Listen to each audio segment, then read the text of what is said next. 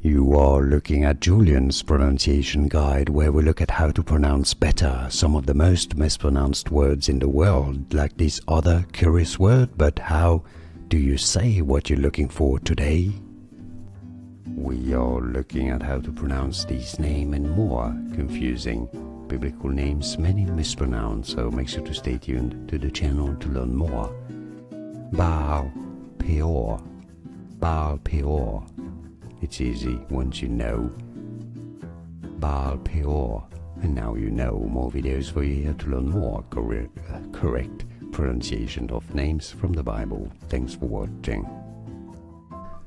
Here are more videos on how to pronounce more confusing words and names too many mispronounced. Like this video if you found it useful. I appreciate your support. I'll see you soon and thanks for watching.